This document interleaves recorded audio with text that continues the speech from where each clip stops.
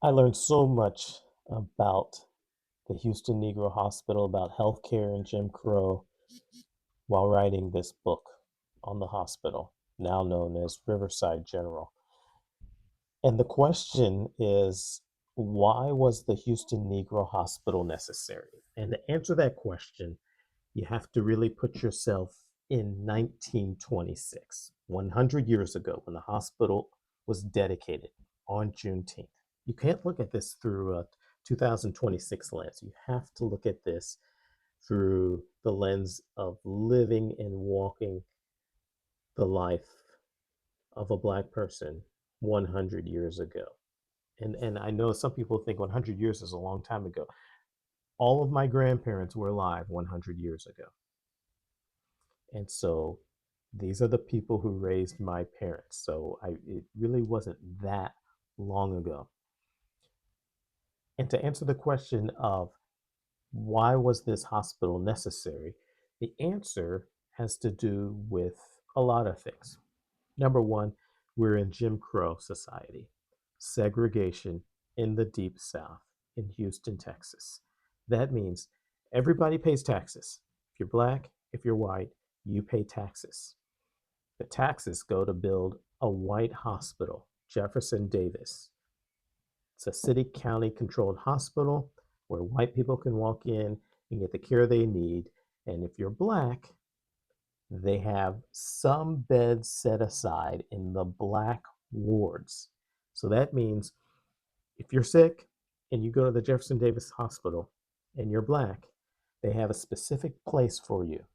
And it was often in the basement, in a room with no windows, was not the same level of care that white people were getting 100 years ago. And the editor of the Houston Informer, the Black controlled newspaper at the time, called the Jefferson Davis Hospital a death house. And he had the receipts, and he documented through journalism, through investigation, cases where Black folks were wheeled into Jefferson Davis Hospital and sat there on a gurney in a hallway as nurses and doctors passed by, and they went untreated, and they sometimes died right there in the hallway or in those wards that I talked about.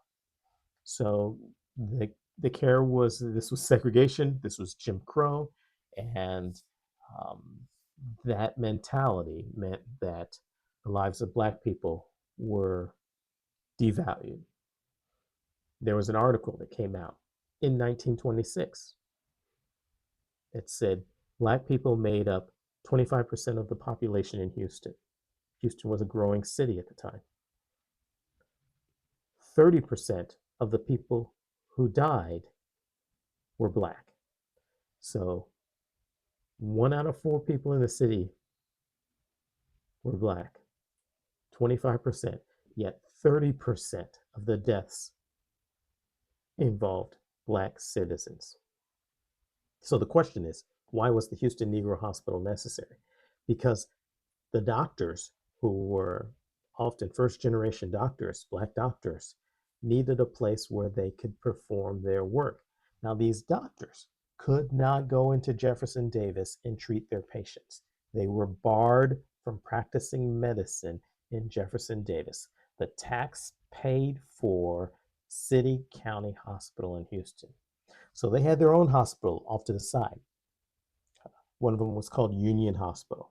Then there was a merger between a healer by a guy named Reverend Jeremiah and Union Hospital. So it became Union Jeremiah Hospital.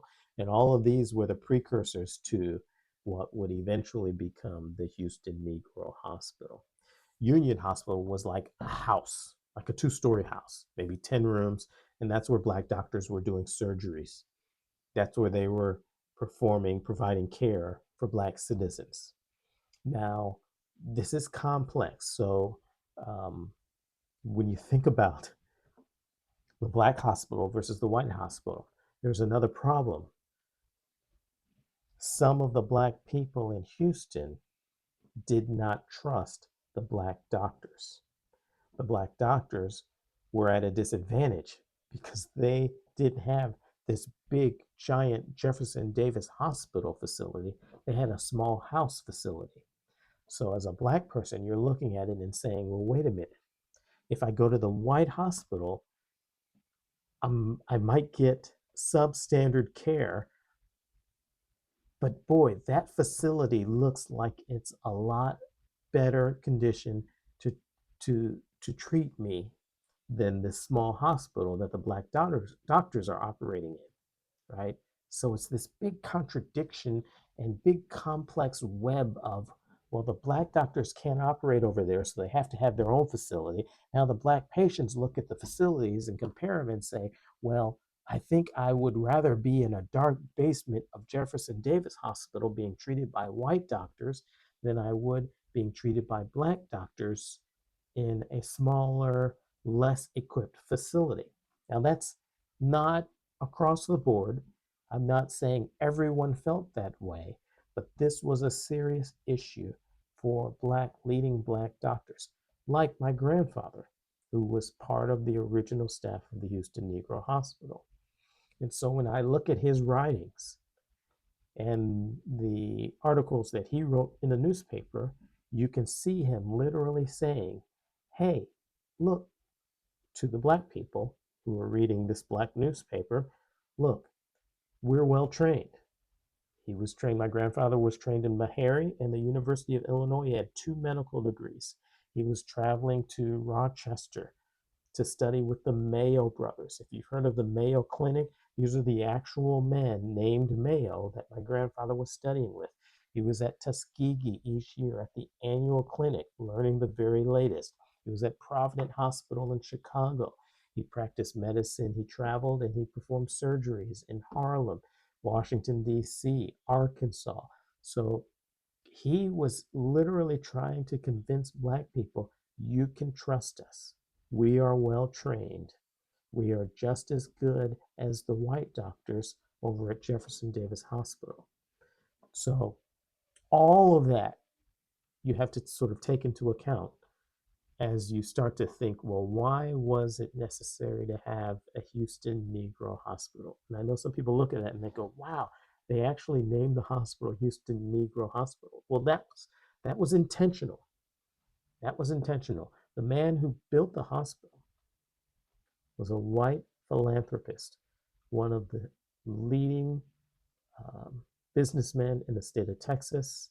He founded the Texas Oil Company, which later became Texaco.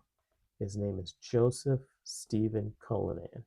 He paid $80,000 for this hospital to be built.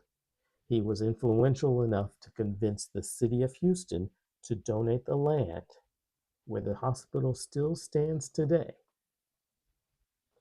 And he was adamant that the hospital be named the Houston Negro Hospital. So it would be clear that this hospital was for black people, to serve the black population, and to be run by black physicians. So that was the plan. That was the mission. And remember, this is Jim Crow. Ku Klux Klan was mainstream. You had judges and sheriffs and elected officials who were members of the Klan. And so when this hospital was built 100 years ago, there was a fear, what if this doesn't work? What if this is taken away from us? And that is in part the reason why the hospital is there and why it was named the Houston Negro Hospital, to leave without a shadow of a doubt who this building was for. In fact, there was a plaque installed during the dedication service on Juneteenth in 1926, and it stated clearly that this hospital was dedicated to the American Negro, because it was all about giving black people dignified health care. Obviously, they couldn't get that at Jefferson Davis.